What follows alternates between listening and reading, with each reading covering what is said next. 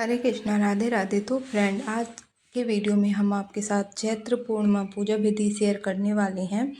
और जो भी भक्त लोग चैत्र पूर्णिमा का व्रत शुरू करना चाहते हैं तो वो चैत्र पूर्णिमा से शुरू कर सकते हैं, क्योंकि चैत्र पूर्णिमा बहुत ज़्यादा बड़ी मानी जाती है। और फ्रेंड, चैत्र पूर्णिमा वाले दिन हनुमान जी का भी जन्मोत्सव मनाया जाता है। तो पूर्णिमा व्रत कब करना है, कैसे करना है, संपूर्ण जानकारी मिलने वाली है इस वीडियो में। तो फ्रेंड, पूर्णिमा तिथि शुरू हो रही है 1 अप्रैल को 7:06 पे और समाप्त हो रही है 2 तारीख को 7:46 पे। तो जैसे कि पूर्णिमा तिथि 1 तारीख को पूरे दिन है और पूर्णिमा में चंद्रोदय का पूजन किया जाता है। तो जो हमें व्रत रखना है वो 1 तारीख को रखना है और 2 तारीख को हम हनुमान जयंती मनाएंगे। और 2 तारीख को ही जो आप दान पुण्य वगैरह निकालेंगे वो आप 2 तारीख को ही निकालें, लेकिन व्रत वगैरह आप सब कुछ आपको 1 तारीख को रखना है। पूर्णिमा तिथि पर पीपल वृक्ष और तुलसी की पूजा करना बहुत ज़्यादा अच्छा होता है। और पूर्णिमा वाले दिन किसी तीर्थ नदी में स्नान करना बहुत ज़्यादा अच्छा होता है। अगर आप किसी कारण से नहीं जा पाते हैं ना, तो आप घर में ही पानी में गंगा जल डाल के स्नान करें। और अगर आप गंगा स्नान कर सकते हैं तो वो आपके लिए बहुत ज़्यादा फलदायी होता है। तो फ्रेंड, सबसे पहले पूर्णिमा तिथि पर अपनी दहलीज की सफाई करें। पहले अपने पूरे घर की साफ़ सफाई करें और उसके बाद में दहलीज को बहुत सुंदर सा सजाएं, क्योंकि जो हमारी लक्ष्मी माँ होती है ना। और फ्रेंड, जो लोग व्रत रखते हैं वो तो बहुत ही अच्छी बात है, लेकिन जो लोग व्रत नहीं भी रखते हैं वो शुद्ध सात्विक आहार लेते हुए चंद्रमा की पूजा भी कर सकते हैं। और पूर्णिमा तिथि पर अपने घर में जो भी पूजा पाठ या जो भी भोग प्रसाद बनाकर भोग लगाना चाहते हैं तो वो भी लगा सकते हैं। पूर्णिमा तिथि फ्रेंड लक्ष्मी नारायण भगवान के लिए समर्पित है। और अगर आप किसी भी पूजा व्रत में या किसी भी तिथि पर दहलीज पूजन करते हैं तो बहुत ज़्यादा अच्छा होता है। उससे हमारी लक्ष्मी माँ प्रसन्न होती हैं, क्योंकि फ्रेंड दहलीज से ही सकारात्मक ऊर्जा का प्रभाव होता है और माता लक्ष्मी बहुत ज़्यादा प्रसन्न होती हैं। तो आप दहलीज पर हल्दी से रोली से स्वास्तिक बना सकते हैं, माता रानी के चरण भी बना सकते हैं, या फिर कोई भी गेरू मिट्टी से डिजाइन बना सकते हैं। ठीक है, फिर आपको हल्दी और रोली और अक्षत से पूजन करना होता है, थोड़ा जल छिड़कना होता है और आप दीप जलाएं। ठीक है, सुबह में अगर आप नहीं भी जला पाते हैं ना, तो शाम के लिए एक दीप आप ज़रूर जलाएं अपनी दहलीज पर और कुछ फूल चढ़ा दें और माता रानी को प्रणाम करें। इससे आपकी जितनी दहलीज साफ़ सुथरी होगी ना, उतनी ही लक्ष्मी माँ प्रसन्न होती हैं। और फ्रेंड, चैत्र पूर्णिमा से ही वैशाख के नियम स्नान दान आदि शुरू हो जाते हैं, तो वो आपको चैत्र की पूर्णिमा से ही शुरू करनी है। ठीक है। और जैसे फ्रेंड कार्तिक मास में दीपदान का महत्व बताया गया है, उसी तरह वैशाख मास में जलदान का बहुत ज़्यादा महत्व बताया गया है। आप किसी प्यासे को पानी पिला सकते हैं। ठीक है, पशु पक्षी के लिए पानी पिला सकते हैं, या किसी ज़रूरतमंद के लिए जो पानी वाले फल हो गए, तरबूज खरबूज, ठीक है, ये सारे फल भी दान कर सकते हैं। अंगूर वगैरह जो भी आपका जिस हिसाब से सामर्थ्य हो। ठीक है, या फिर आप पानी से भरा हुआ मटका भी दान कर सकते हैं।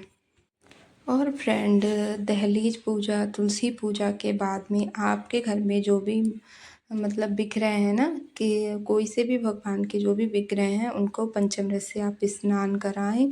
ठीक है, पूर्णिमा वाले दिन। और आप घर के मंदिर में भी पूजा कर सकते हैं, अलग से भी चौकी लगा सकते हैं। और मंदिर की साफ़ सफाई आप पहले ही कर लें, पूर्णिमा वाले दिन के लिए नहीं छोड़ें, एक दिन पहले ही कर लें।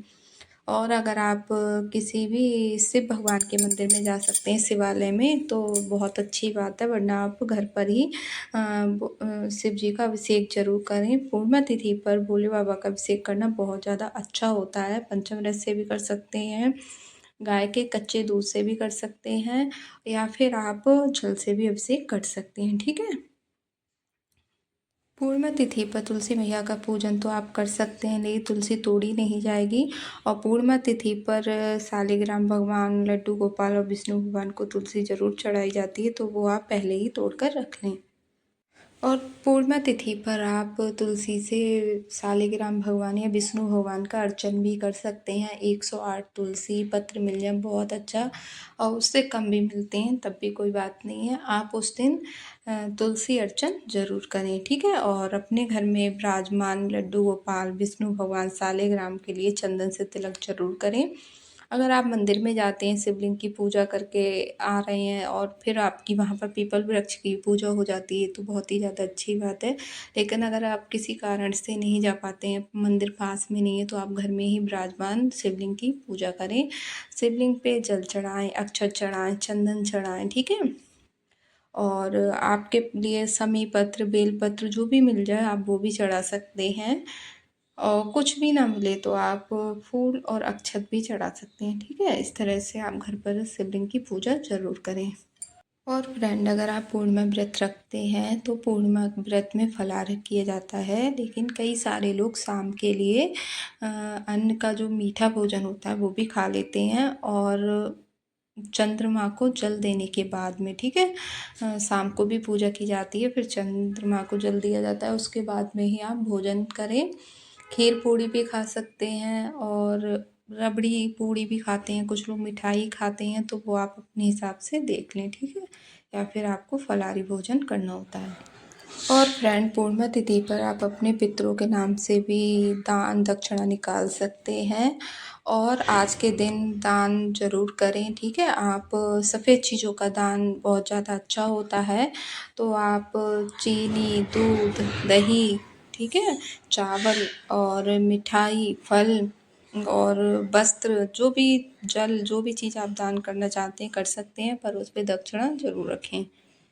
और फ्रेंड, पूर्णिमा तिथि पर विष्णु चालीसा, लक्ष्मी चालीसा, विष्णु सहस्त्रनाम, कनकधारा स्तोत्र, ये पाठ करना बहुत ज़्यादा अच्छा माना जाता है, तो ये आप ज़रूर करें, ठीक है। और तुलसी आप पहले ही तोड़ लें, ये मैं हाँ आगे बता चुकी हूँ। और शाम को चंद्रोदय को जल देना होता है, तो उसमें आपको जल लेना होगा। कच्चा दूध डालें, थोड़े अक्षत डालें, कुछ मीठा डाल सकते हैं, ठीक है। एक फूल डाल के चंद्रमा को जल दें इस तरह से। और फ्रेंड, जो लोग पूर्णिमा तिथि पर सत्यनारायण भगवान की कथा करते हैं वो 1 तारीख को ही करें, क्योंकि 1 तारीख को ही पूरे दिन पूर्णिमा तिथि मनाई जाएगी। तो वो आपको, जैसे आप शाम को करते हैं तो वो आप करेंगे तो वो आपकी कथा जो है वो पूर्णिमा तिथि में ही होगी। 2 तारीख को पूर्णिमा सुबह 7:41 तक ही है, ठीक है। इस बात का आपको ध्यान रखना है।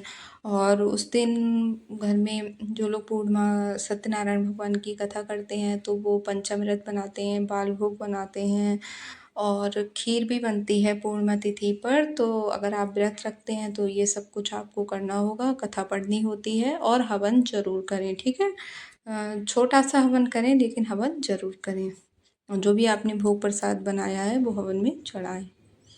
और फ्रेंड, अगर आप किसी भी तीर्थ नदी में स्नान करने जा रहे हैं तो वहाँ वहाँ पर जो भी ज़रूरतमंद हो उन्हें दान दक्षिणा ज़रूर दें, क्योंकि बिना दान के कोई भी व्रत अनुष्ठान, ठीक है, या स्नान वगैरह अधूरा माना जाता है। और फ्रेंड, अगर आप चैत्र पूर्णिमा पर कथा किसी ब्राह्मण से कराना चाहते हैं, ये तो बहुत ज़्यादा अच्छी बात है। और अगर आप खुद से करना चाहते हैं तो स्त्री हो या पुरुष, आप खुद भी सत्यनारायण भगवान की कथा घर पर कर सकते हैं।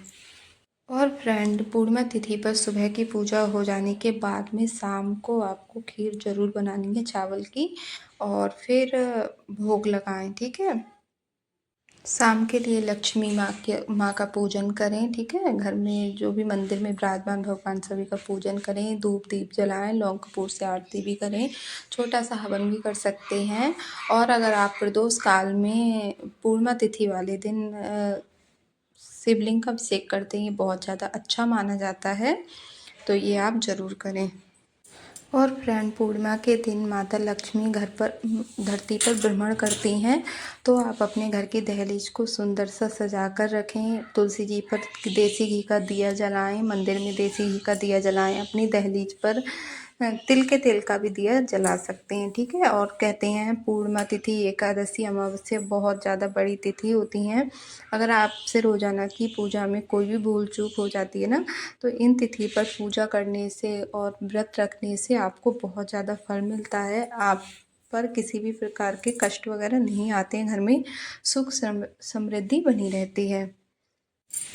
और फ्रेंड, अगर वीडियो आपको थोड़ा भी अच्छा लगा हो तो लाइक शेयर कमेंट जरूर करें। राधे राधे। और फ्रेंड, पूजा से जुड़ी कोई भी जानकारी की वीडियो आप लोगों को चाहिए तो कमेंट करके ज़रूर बताना, मैं उस पर वीडियो बना दूंगी, ठीक है। और कमेंट ज़रूर कर दिया करो। और मिलते हैं नेक्स्ट ब्लॉग में, तब तक के लिए राधे राधे, हरे कृष्णा।